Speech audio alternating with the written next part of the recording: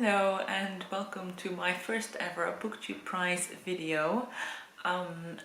This will actually be the second time I will be participating as a judge in the Booktube Prize, but the first round I joined was a couple of years ago and I didn't have my own channel back then.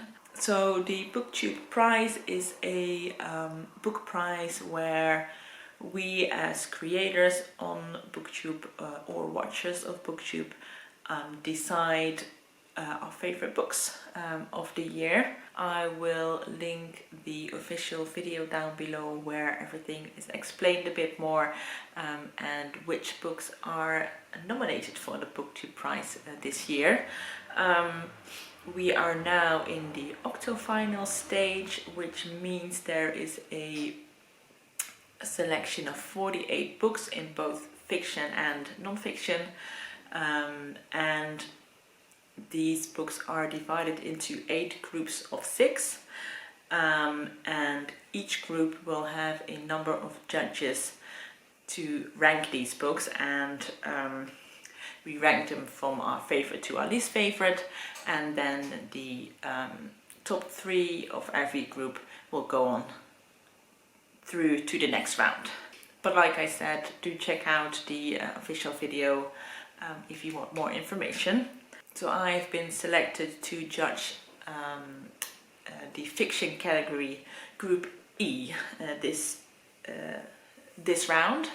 So the books that I will be reading in February and March for this round, and I'm gonna look down now to read them aloud to you. They are The Candy House by Jennifer Egan, Lessons by Ian McEwan, Love Marriage by Monica Ali, The Marriage Portrait by Maggie, Afterlives by Abdulrazak Gurnah, and The English Understandable by Helen DeWitt. I must admit I am a little bit underwhelmed by this particular group. I don't hate it, none of these books really excite me. They just aren't books that I would have picked out myself to read.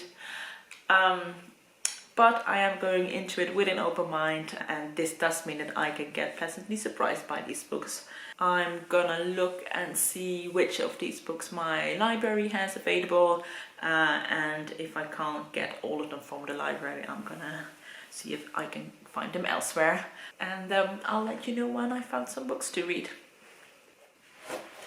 Good morning, it is Sunday the 7th of February and I'm having a little morning reading session.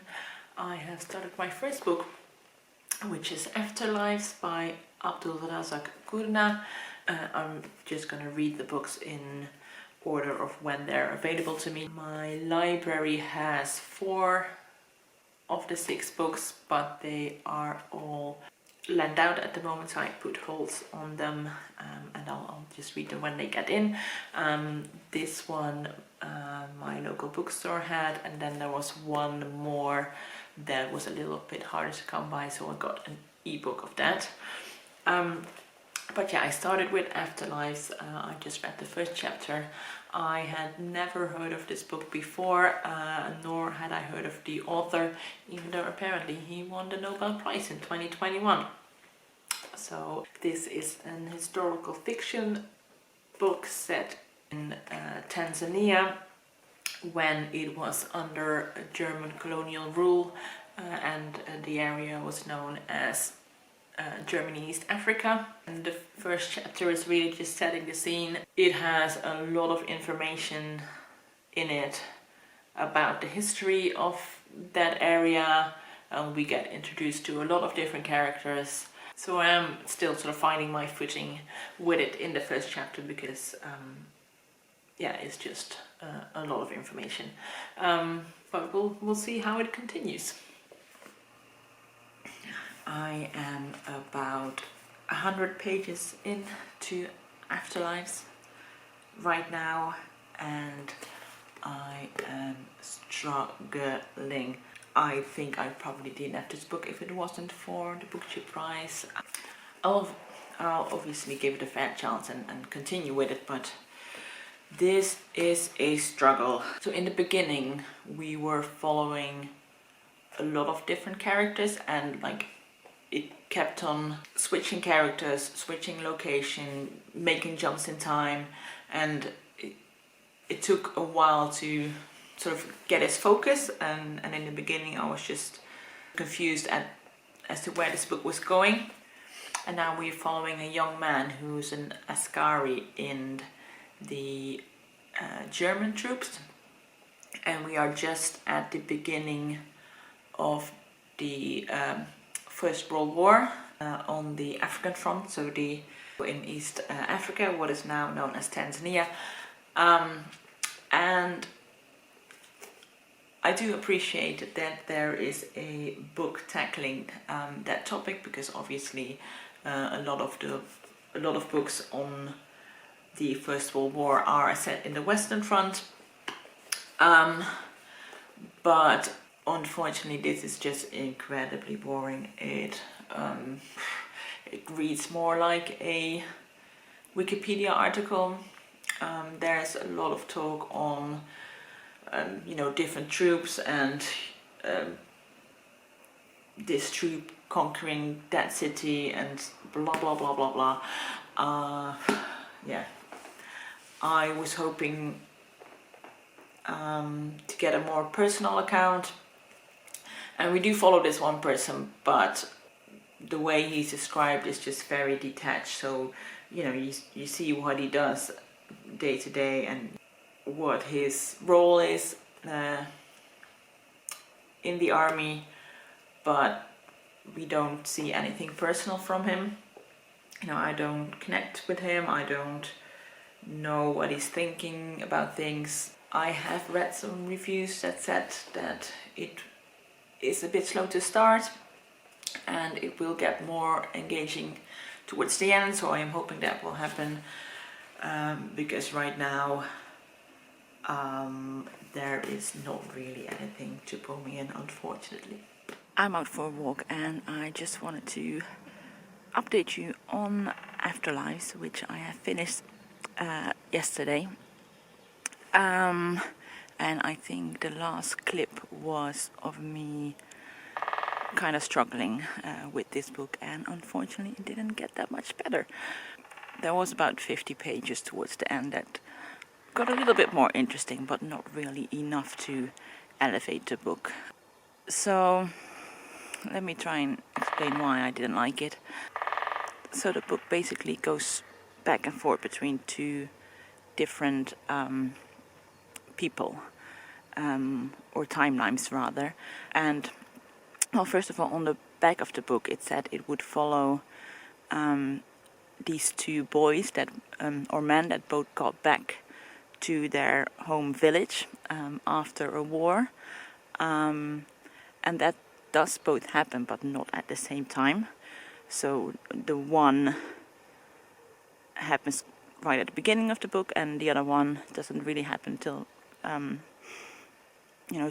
two-thirds of the way in. So that got me a little bit confused, because I thought that would sort of happen at the same time. But anyway, you follow these two different storylines. You alternate like chapter by chapter. And then sometimes these would span like a short amount of time, but sometimes they would also span like years and years. And then when you got to the next chapter, so the different storyline, it was hard to say whether then they would also have spent that much time, or whether you would have the same timeline, so you'd go back in time. So that was really confusing. And also within each chapter some really big events would happen in a really short amount of time. So that'd be like an entire war in 20 pages. Someone would get pregnant and have a child in 10 pages. Someone would get one little ache and then be dead by the end of the chapter, which is, by the way, a whole other thing. When someone has a cough or just has a little ache, and you just know they're gonna have cancer, or AIDS if they're gay. But that's a whole other side tangent, because there was just such a lot happening. I never really got connected to the character. The writing was really dry. I kept on thinking of, when you see someone you haven't seen for years and years, and you ask them how they are, and they want to sort of tell what they've been up to in those last years, and but you don't know anything about their story, so they have to think like, oh well, if I tell this, then I'll better tell this as well, and if I talk about this person, I have to explain who they are, and then by the end of the conversation, you still don't really know how that person really is doing, and you just go away with quite a confusing story. Not a great start, unfortunately. I do really hope that this is gonna be the book I put in the number 6 slot, because I am not really in the mood to read a book that's worse than this one. So yeah, let's hope for the best. I am on a walk right now. I've got The Candy House by Jennifer Egan in my bag, which I will probably start. This book is very different in setting. It is sort of a speculative dystopian fiction book, where I think one of the main characters has invented a way to extract your memories and store them sort of outside your brain.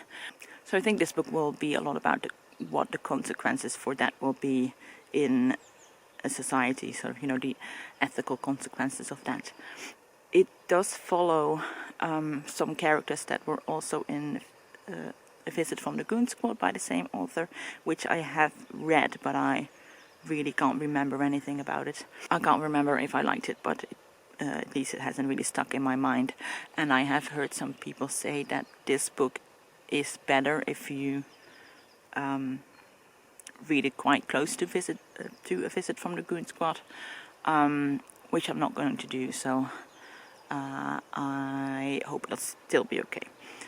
So yeah, that was my update on the first book. Onwards and upwards, I hope.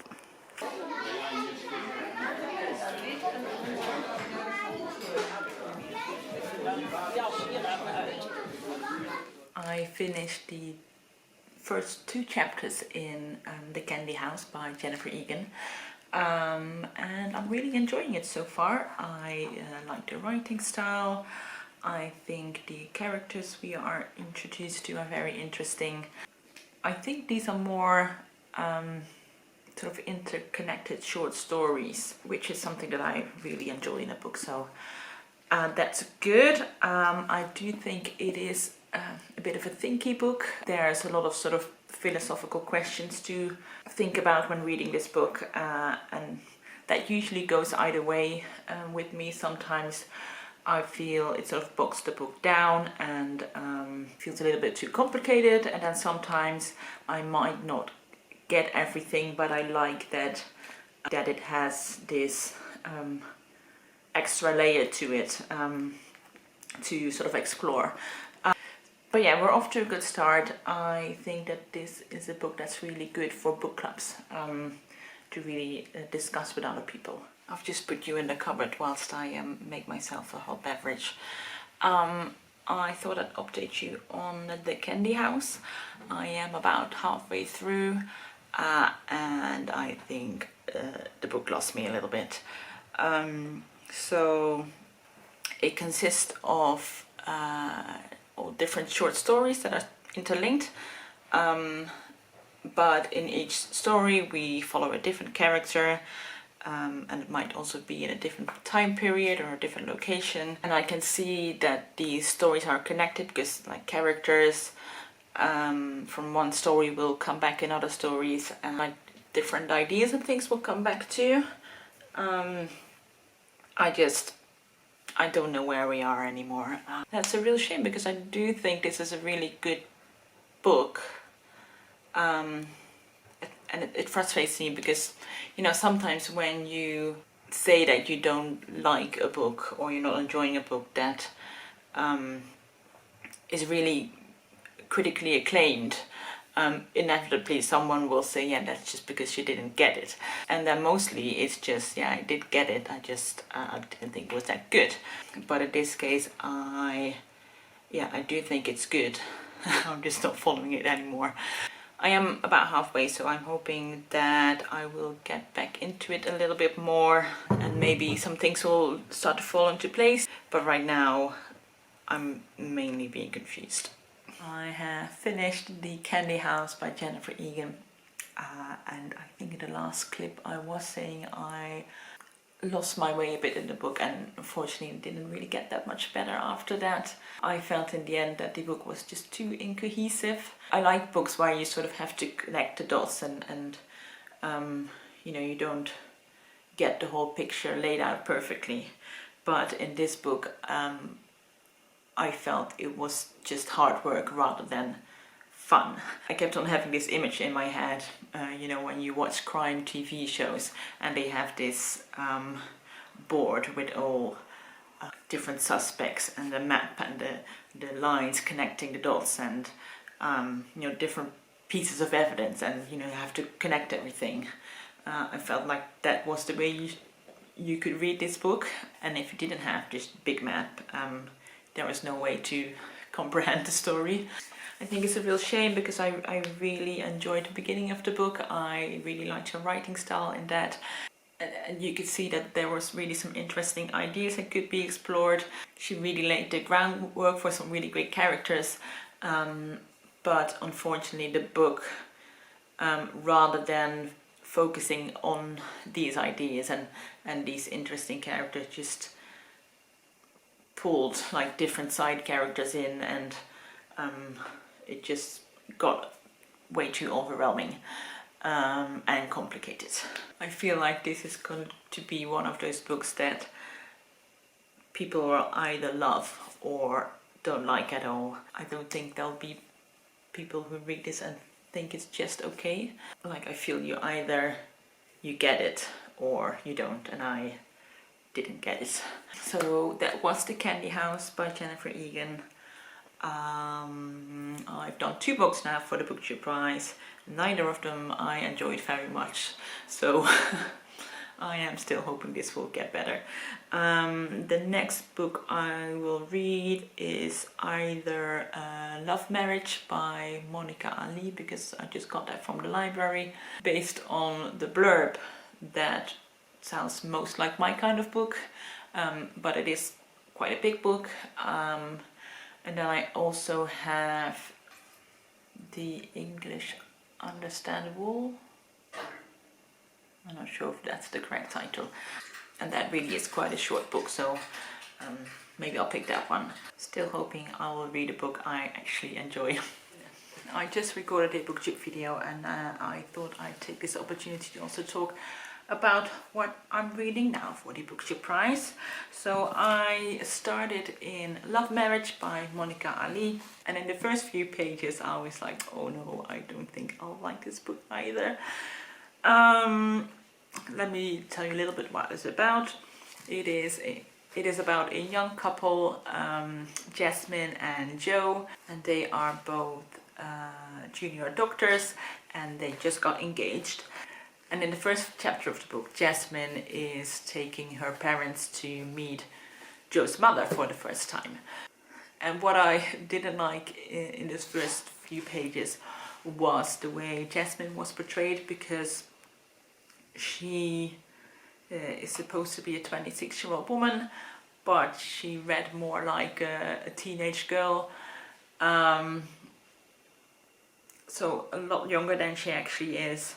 And she was just acting like a real stroppy teenager who was embarrassed by their parents. And I just really didn't like her.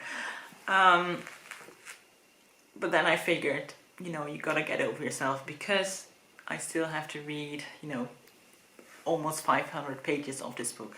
And it's okay if you don't like a character, it can still be a good book. So yeah, I just put that thought to the side for a minute. So I'm about 150 pages in right now. Jasmine does get a little bit less annoying, or at least she doesn't read like a teenager anymore. but I still feel like she's kind of whiny. So yeah, I am quite enjoying this book. There are some interesting characters in there. There are some interesting points of conflict that will drive the story forward. Right now it's a book that I'm enjoying, but I don't think it'll be a favorite of mine. But yeah, let's see how it develops. I thought I'd talk to you about my thoughts on Love Marriage by Monica Ali, whilst I'm also planting some seeds. I'm gonna be planting some peas today and some beans. I've got lots of things right here. So Love Marriage, I really enjoyed the middle part of it, but not so much the beginning and the end. I think the beginning threw me a little bit because so the main character read a lot younger than what she was, and then the whole tone of the book was sort of quite straightforward as well, and I almost felt like I was reading a YA book. So that sort of put me off a little bit in the beginning. But I got a lot more used to the tone throughout the book, and I ended up really enjoying it for the most part. So this book is about a young couple who's about to get married. And right at the beginning of the book, their families meet for the first time. And basically the whole book is about these two different families getting to know each other and sort of merging together. So it's about this young couple's coming marriage, but also about the marriage of the woman's parents, Jasmine's parents. It's about Joe's mother and her role in all of this, and basically all of them, and basically all of the different characters each have their own problems as well and things going on. So yeah, it's really about family dynamics, which I really enjoyed, and how that all comes together. And I ended up really quite liking the writing style. It is quite straightforward, as in there's a linear timeline. It is a really compelling read, like there's lots of things happening to keep the story going, which I enjoyed. I liked the different characters. Well, I didn't necessarily like them, I just thought that they were really well drawn. They really were characters that were very complex. They all had things I liked about them and things I didn't like about them. And they seemed to be very fleshed out, which I enjoyed. I also liked that it tackled different topics, like a difference between different races, between different classes, to a couple of the characters work in the medical profession, and it talked about the difficulties they had working for the medical industry, and especially what it was like to be a female doctor of color. I liked how it commented on that, and I felt like the author put all these different things into the story quite naturally. It didn't feel forced in any way. It just felt like a natural part of the story, which I really appreciated. Yeah, and whilst I was reading it, I really sort of started liking it more and more. And like I said, I enjoyed it for the most part. It's just that I felt the book It's just I felt the book was a little bit too long in the end. About 100 pages from the end, there is some quite dramatic things happening, which I felt was quite unnecessary because there was already so much happening with the characters. Each of the characters already had their problems and like issues they were dealing with, and I felt like there was already enough going on in the book to add like more drama to the end. To me, it didn't need any more. And then also I didn't quite like that I felt the author wanted to finish everything up. You know, like I said, every character had something that was going on for them, and there was and then in the end there was quite a few big revelations about these characters that would explain, you know, why they'd been behaving in a certain way. Like the majority of the characters had something traumatic happen to them in their childhood that would explain their actions now, and I didn't have to need to have that all explained. I would have been quite happy if the book left some more things open and didn't all wrap it up that way. So yeah, it just made the end feel a bit rushed, like the author had to cram all of that in the end. But yeah, it's still a very enjoyable book. Definitely still an improvement from the last two books. Yeah, I liked it for the most part, just not so much the ending and the beginning. I finished another book, namely The English Understandable by Helen DeWitt. And I wasn't really sure what to expect from this book. It's a really short book. It's been marketed as a novella, but it's only like 50 or 60 pages, so I'm not sure if you can even call it that. I would rather say it's a long short story. And it had one of those blurbs that used a lot of words to not really reveal anything. So I really wasn't too sure what to expect from this book, but I ended up really enjoying this. In the beginning of the story we meet a young woman. She is obviously very wealthy, very privileged, and she talks about what her mom has taught her about the proper way of doing things. For example, she'll say that you can buy the best wool in Scotland, but you have to go to England to get it tailored, because like the title said, the English understand wool. There's a lot of mention of what things are good taste and what things are bad taste. And then you soon realize that these are all drafts of a book that she's writing, because she will get replies from her editor. And the editor keeps on saying, you know, this is all very interesting, but I want to learn a bit more about your feelings and a bit more of a personal take. And then throughout the book you realize that something has happened that made the main character write this book, which I won't go into what that exactly is, because that would be giving away too much. And yeah, I really liked this throughout. I thought this was just a really well put out story. I liked the tension that's created throughout the book. I like the pace of it. I think the main character has an interesting development arc. I like the tone of the book. I think it's quite witty and intelligent. I like how it had some social commentary in here, and it poked fun a little bit at the book industry. And yeah, I felt like this was just a masterclass in storytelling.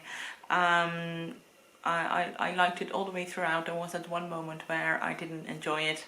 I don't think this will be a favorite book just because I don't really care about rich people problems, but that's just a matter of personal taste. Other than that, I thought that this was just really, really well done. And I'd definitely love to read more of Helen DeWitt's work. I just started reading The Marriage Portrait by Maggie and this has got me completely hooked. This is based on a real person in history, Lucrezia. She was a member of the Medici family. She died when she was, I think, 16 years old, and it was speculated that she was poisoned by her husband, and this is O'Farrell's imagination of that story. And the book starts when Lucrezia is traveling to a hunting lodge with her husband, and once they arrive there, she has this very strong sense that he has taken her there to kill her. And the book sort of moves back and forth in time. We follow, I think, the last year of her life, and then it's interspersed with chapters of her growing up. I am about 50 pages in right now, and I really love Maggie O'Farrell's writing style. Even though I know it's not for everyone, it is very descriptive. I heard a review saying that she uses about 3 adjectives every sentence, which isn't quite true, but I do feel the writing is very lush, very provoking of the senses. It is set in 16th century Italy, and she really transports you there. I really enjoy Lucrezia as a character. She is portrayed as a very headstrong girl. She's not afraid to voice her opinion in a time where girls were expected to be quiet. So if it continues like this, I think I will have a very good time with this book. Hello, welcome in my holiday cabin. I am about halfway through in The Marriage Portrait.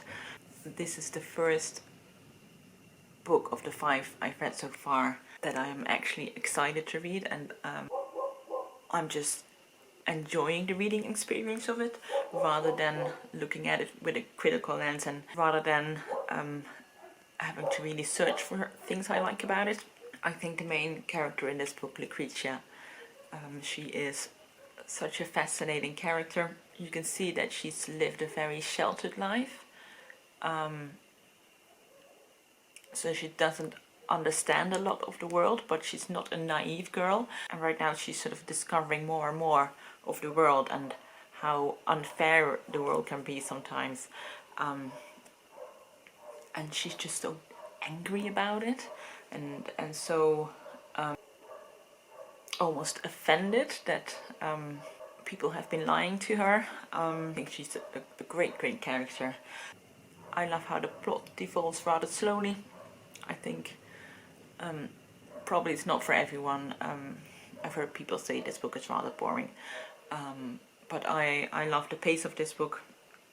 I love how the author takes her time to set up certain scenes and like make it a story of all the senses, and she allows you time in the mind of Lucrezia and in the dialogue she's having. Yeah, I don't think this is boring at all. I have finished The Marriage Portrait, and I'd be quite surprised if this doesn't end up being my favorite of the bunch. I enjoyed every minute of it. It got me hooked right from the first page, and the book just grips you by the throat throughout. Maggie O'Farrell takes her time in putting in lots of description of the locations, the clothes, the food, but it all contributes to the story. It all contributes to this slightly unsettling feeling, this dark undercurrent that is throughout this book. I think this is storytelling at its finest. So I started the 6th and final book for the Booktube Prize, Lessons by Egan McEwan. And full disclosure, I would never have picked up this book if it wasn't for the Booktube Prize. It just doesn't seem like my type of book. And having read the first chapter of this, I have a feeling that I am probably right in thinking that this isn't going to be for me. I probably would have already DNF'd it 3 times over. So I have a feeling this is going to be a bit of a struggle bus. I feel the writing is dense and it feels very sluggish. I'm really struggling to get through it, and up till now there is nothing in the main character that interests me or that wants me to learn more about him. And particularly I'm not interested in an 11-year-old boy's sexual fascination with his piano teacher. That's my first impression. Really hoping that there will be something in here for me. We'll find out. Okay, I am now about a quarter of the way through in lessons, and I am hating every minute of this. I don't see the point of this book. So far, the story or the plot is literally going nowhere. You know how sometimes writers talk about how they always have a notebook to hand so they can write anything down that captures their attention or anything they see, with the idea that maybe they can use it in a book sometime. So I don't know, maybe interesting things happening in history, any objects, any works of art, I don't know, just anything that inspires them. And it feels like Ian McEwan has one of those notebooks and then decided to put all of that in this book. It just feels incredibly self-indulgent. And then I'm not even going to talk about the pedophilia because I just can't. I am very close to DNFing it. I know we're not supposed to do that in the Booktube Prize and give every book their fair chance, but this book is just putting me in a really bad mood. I'm not sure if it's worth it right now. Yeah, so I'm gonna put it down for a minute, maybe pick it back up later and see how I feel, but yeah, no, I'm not liking this at all. Alright guys, we are now a few days later and I have decided to DNF this book. I ended up reading to about halfway. I got 230 pages in, so I did give it a really good try. But yeah, just everything in me says to stop reading this book, so I will. There's a couple of reasons why I don't like this. This book is set up in a way that the main character, Roland, his wife suddenly disappears. Like they have a son, I think. I'm not sure if he's still a baby or like maybe 2 or 3 years old, but he's not. He's very young. And the mother disappears. She leaves a note that she's going to go away and she won't come back. And then we go backwards in time and we sort of hear Roland's life story. And I'm guessing we sort of have to figure out how his life got to this point where it is now. So one, I think the wife's story to me is the most interesting. Or not the most, but the only interesting story. And I don't think it's a good thing if the only character I care about is a character that is not there. Number two, is that basically the selling point of this book is that this is a person who has lived through a lot of moments in history, like a lot of important moments, things that we will know, maybe we have lived through ourselves as well, or we know from history. But that all just feels very gimmicky. It feels like the author knows a lot of things about history as well and just wanted to put them in a book, and it feels forced and it doesn't feel like it is a natural part of the story. Now some of these things are quite interesting. I think he picks out parts of history that are maybe not so well known, or like puts a different view on it. but whenever that happened, I would think to myself, well, it would be a great non-fiction book, and I'd love to learn more about that and read more about that. But in this story, it just, it felt gimmicky.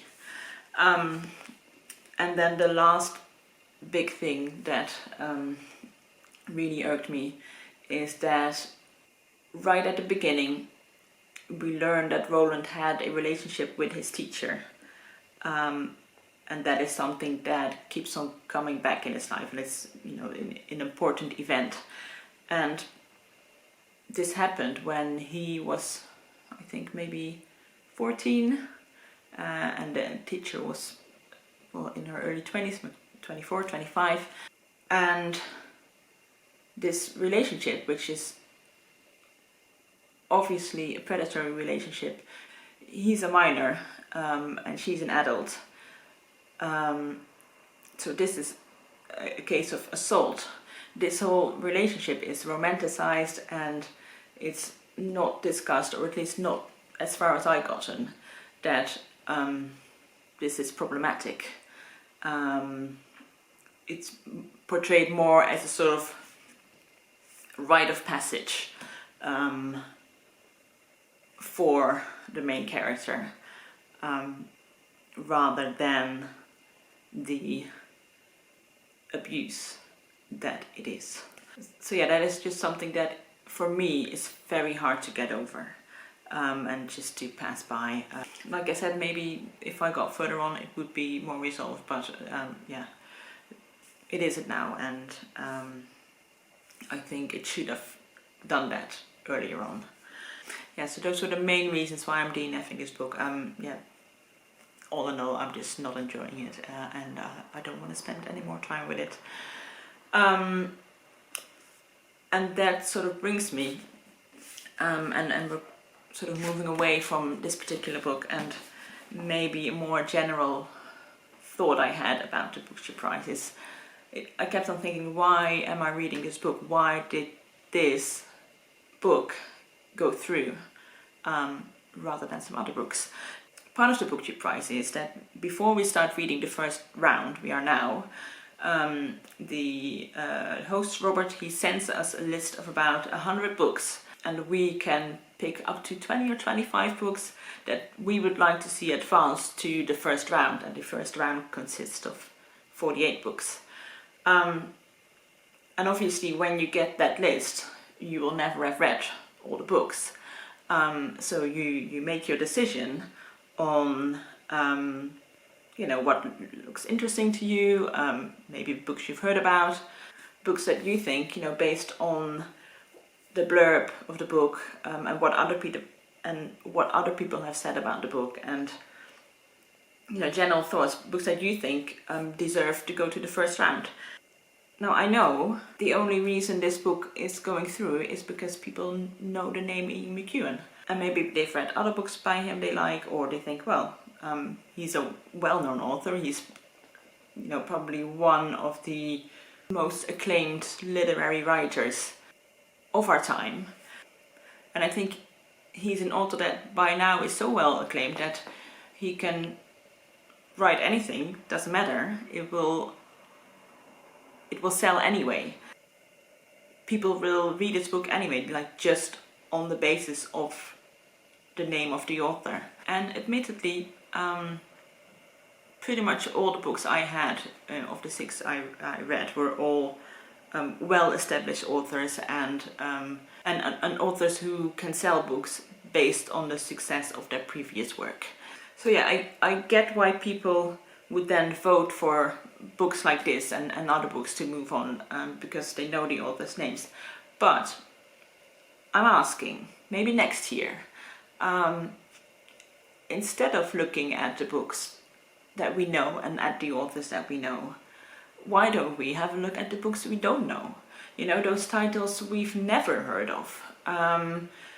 Why don't we make an effort to choose the books by people of color, by indigenous authors, by queer authors?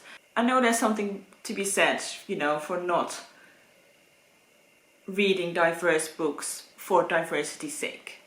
But I'd rather do that than read something like this. I think we'll get a lot more interesting books to read. Yeah, if we just look into the things we haven't heard of.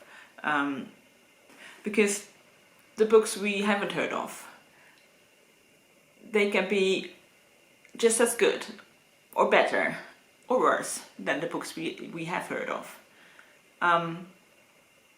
They just didn't have that big of a marketing budget as a book like this had. Yeah, that's my question for you next time. Let's all look at the books we haven't heard of and let's vote for diverse authors.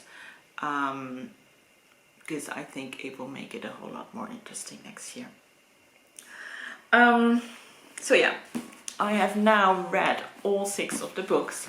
And I've already done a bit of thinking about my rankings, and I think they're going to be as follow. On number 6, I'll obviously put this one, Lessons. I actually had a bit of a think because I didn't enjoy Afterlives either, and they were kind of equal. But in the end, I did finish Afterlives, and it did apparently still have something in it that kept me going through to the end, even though that book also had some issues with it. The issues didn't make me as angry as Lessons did. So number 6, I'm going to put Lessons by Ian McEwan. Number 5 will be Afterlives by Abdulrazak Gurnah. Number 4, I'm going to put The Candy House by Jennifer Egan. I think this book was brilliant in parts, but I can't put it any higher because I just didn't understand most of it, and you know, it went completely over my head, so I can't in good conscience put it any higher. I can see this going through as well because it's not hard to imagine that this book would be a favorite of someone else. So I'm going to put that on number 4. And number 3, I will put Love Marriage by Monica Ali. Yeah, I just thought that this was a very solid read. It had some flaws, but overall, yeah, I just enjoyed this a lot. Number 2, I'm going to put The English Understandable by Helen DeWitt. I felt like this was maybe the underdog of the 6 books I read. You could really see the craft in that story, and I felt like, you know, it's a book that you give someone and see, look, this is how you write a good story. I can't really say anything to fault it. My number 1 is obviously The Marriage Portrait by Maggie because I felt like this was just a book I enjoyed the most, that I enjoyed from beginning to end, and it felt most like my kind of book, and reminded me that this is why I like reading fiction books. Yeah, I just really loved her writing in that, and I loved the story, and yeah, just had a really good time with it. So those are my rankings. Now for as to who I would like to go through, obviously my number 1. I would be really sad if The Marriage Portrait didn't go through to another round, because to me that stood out neck and shoulder above the rest. So I would really love to see that go through. The English Understandable, I don't think that's going to be the eventual winner, but yeah, I think it deserves to go through another round, because I do feel like the book deserves more readers. Yeah, it'll be fun if it went through another round. I think The Love Marriage and The Candy House both, I don't really care either way. If they go through, great. If they don't, you know, I wouldn't mind so much. I wouldn't care so much. And then if Afterlives and Lessons go through, I would be really surprised, and would love to hear of the people who voted these books their favorites, why they thought they were so good, because yeah, I can't see that. So yeah, let's hand in our ballot, and then I'll see you for a little reaction when the results of the first round are in. The results are in, and I am very pleased to say that both the Marriage Portrait and the English Understandable got through to the quarterfinals. They were my top two, so obviously I'm very excited about that. Also Afterlives got through, which I don't really get. But hey, you win some, you lose some. Overall, I am very, very pleased with this result. I am going to take a little break from the Booktube Prize for the quarterfinals, not because of my experience in the Octofinals, even though I definitely did not like all of the books I read. Overall, I had a really good time with it, but for the next couple of months I would love to focus on my own TBR, on my own bookshelf, and then hopefully I can jump back in the semi-finals. I'd love to know if you participated in the Booktube Prize and are you happy with the results? And if you haven't judged the prize, I'd still love to hear your opinions on any of these books and what you thought of them and whether you agree with my ranking. I hope you enjoyed this video. I planned to make a more vlog style video, but it ended up just being loads of clips of me talking for nearly an hour. So thank you if you watched until the end. I really, really appreciate it. And hopefully I will see you in the next video. Bye bye.